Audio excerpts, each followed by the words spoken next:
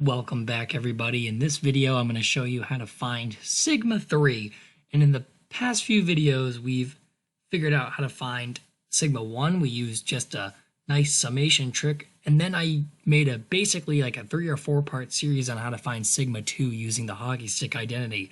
Well, rest assured that finding sigma 3 is a lot easier than finding sigma 2. At least without using induction. If you use induction, they're all just about as equally as difficult, but like I said before, we're not going to use induction because induction requires you to know the formula beforehand. And we're going to pretend like we don't know the formulas beforehand, so we're going to try to figure these out from scratch. So first, how do we find sigma 3 event? Which is the sum of the integers cubed up to n. Well, the way we're going to do is we're going to sum this multiplication table, and the result is going to pop out of it. So let's say that I want to sum all of the entries in this multiplication table. I want to sum every single element, all of these numbers that I have in green. I have an n by n multiplication table. What is the sum? Well, perhaps the most natural way to sum this would be to sum this row, and then sum this row, and then this row, all the way down to the nth row. That might be the most intuitive way to do this. So let's try it. If we sum like that, then the first row is going to yield us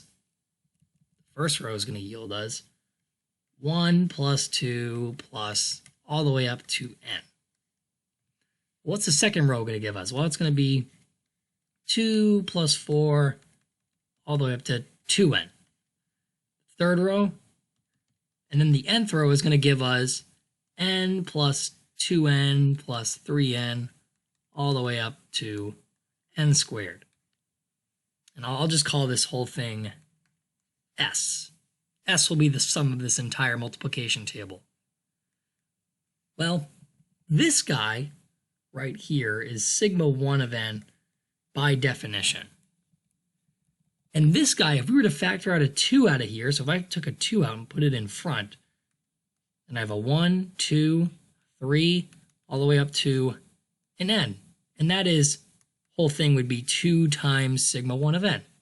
Again, similarly for 3, and if I took out an n here, then I would have 1 left over, 2 left over, 3 left over, finally I just have n left over. So it looks like you'd have sigma 1 of n plus 2 sigma 1 of n plus 3 sigma 1 of n all the way up to n sigma 1 of n equals S. And now we can factor out sigma 1, and what we get is sigma 1 of n times 1 plus 2 plus 3 all the way up to n is S.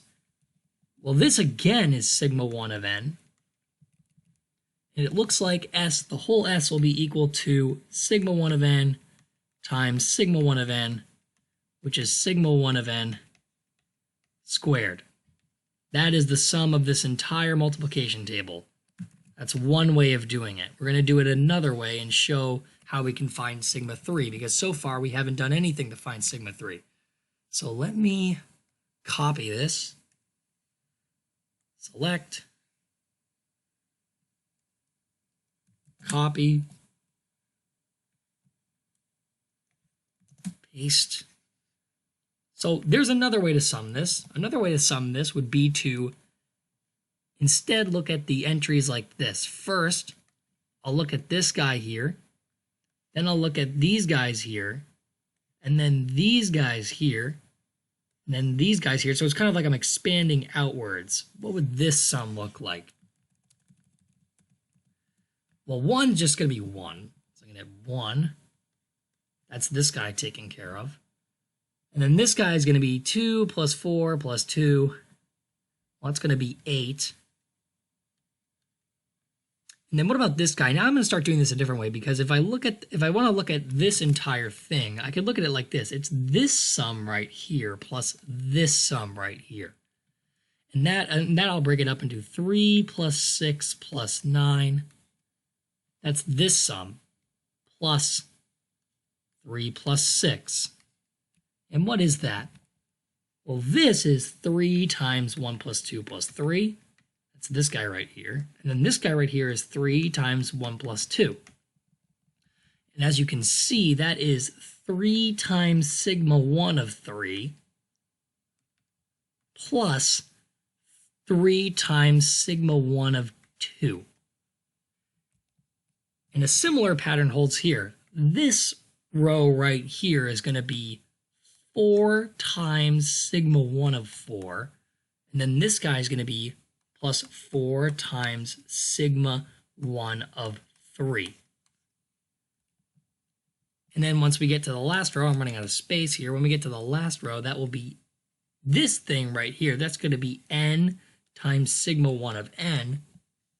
And the remainder is going to be, I'm going to get all the way up to n minus 1 times n. That's going to be n times sigma 1 of n minus 1.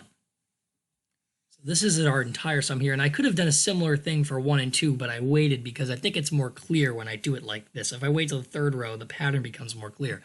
So really I can write this as sigma 1 of 0, which I'll just say is 0. Sigma 1 of 0 is 0, plus sigma 1, actually let me write it like this. 1 times sigma 1 of 0 plus 1 times sigma 1 of 1. That's the 1 term. That's this guy taken care of. And then this guy right here, this is, sorry, it's my alarm. This guy right here, that could really be written as 2 times sigma 1 of 1 plus 2 times sigma 1 of 2. That's the 2 term taken care of until I finally get to n times sigma 1 of n minus 1 plus n times sigma 1 of n. And my question is, what is, oops, I'm messing with my brush size here. What is k times sigma 1 of k minus 1 plus k times sigma 1 of k? What does that equal to?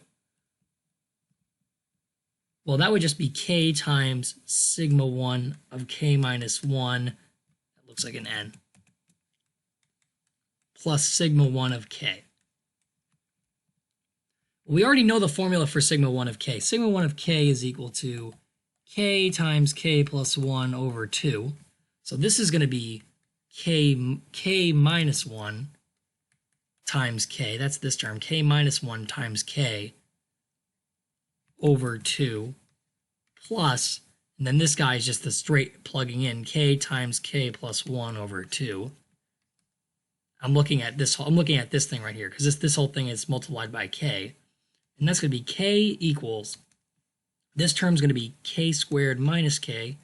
This term right over here is going to be plus k squared plus k. Get rid of these guys, they cancel, divide the whole thing by 2. All of this multiplied by k. And the final result you're going to get is k times 2k squared over 2. And that will give you k cubed. And we're done. Because as you can see, this whole series right here reduces to the sum from j equals 1 to n of k cubed. Each term here, each of these terms right here boils down to 1 cubed, 2 cubed, up to n cubed. And so we counted it this way, we got this result. But when we counted it the other way, we got that this whole thing was equal to sigma 1 of n squared. And so we can conclude that sigma 3 of n is equal to sigma 1 of n squared, which would be n squared times n plus 1 squared over 4. That is sigma 3 of n.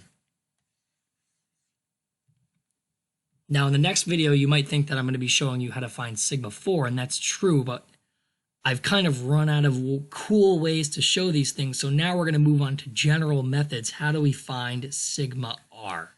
That will be in the next video, and I hope you look forward to it. See you there.